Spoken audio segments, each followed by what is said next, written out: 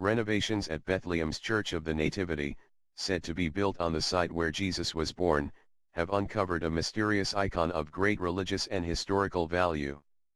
The work began after water started pouring into the church 2 years ago, and the religious painting was unearthed during the first phase of its restoration. So far, no images of the holy artifact have been released as experts analyze just how important it is, but they said the icon includes brass, silver, shells, and stones. Religious icons are typically paintings that depict Christ, Mary, saints or angels, which are venerated by some Christians. But it's not known whom the mysterious icon discovered depicts, how old it is, the scene it shows, or if it contains a painting at all.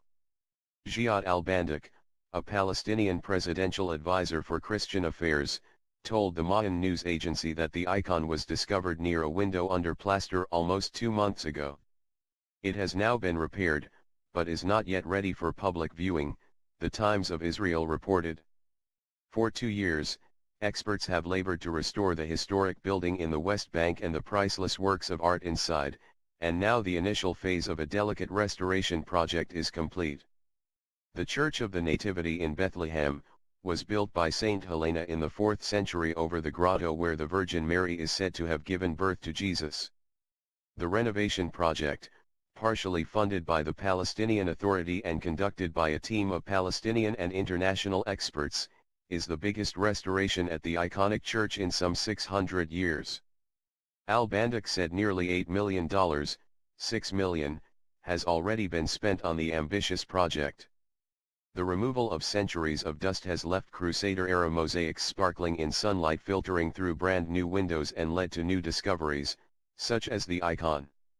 Structural repairs on the fragile rooftop and windows have been completed and art treasures have been put back in their places.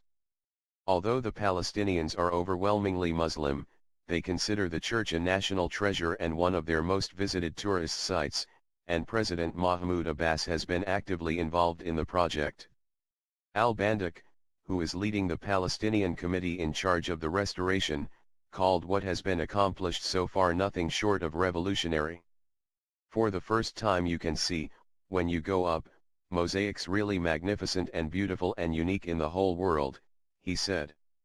Despite the Church of the Nativity's spiritual significance, it was neglected for centuries and is listed as endangered by UNESCO, the United Nations Cultural Agency. But over the past 2 years, specialists have replaced the most damaged of the ancient wood beams of the rooftop and put up a new cover. They also installed new wooden framed windows that prevent water infiltration. For the first time in almost 1,000 years the thousands of fine mosaics tiles have been retouched. Mimmo Nicotolo, who heads the Italian team restoring the mosaics, called the gold, green and pastel artworks a unique example made by skilled mosaicists at the end of the Crusader period. The Crusades were a series of intermittent military campaigns in the years from 1096 to 1487, sanctioned by various popes. They were in such a bad way, they almost disappeared from sight, he said. From underneath you could no longer see the colors, so much so that some people were wondering, do we really have mosaics in this church? While experts are still carrying out work 32 feet, 10 meters, above ground, visitors and pilgrims will have to wait until the end of 2016 before being able to admire the winged creatures and brightly colored mosaics that have been brought back to rare brilliance. After completing the mosaics in the central nave, specialists are now renovating those in other areas of the church, working on wall plastering, restoring the external stone facade and repairing the wooden beams. It is hoped scaffolding will come down by the end of the year, and there are plans to install a microclimate system to control sunlight, temperature and humidity in the church, as well as new lights and a smoke detection system, according to project manager of FTWEME. The Roman Catholic, Greek Orthodox and Armenian churches share ownership of the church, and run it according to a 19th-century agreement that assigns responsibilities for upkeep that are jealously guarded by each denomination. The churches have traditionally viewed each other with suspicion and have had fraught relations. But Al-Bandak said they have all been very cooperative throughout the restoration, even allowing access to the church in the dead of night to facilitate the work of experts. The full restoration will continue in phases and is expected to take at least another 3 years. Additional projects will include work on stone capitals and columns as well as on the ancient floor mosaics currently covered by stone flooring. However, the work will depend on the availability of funds.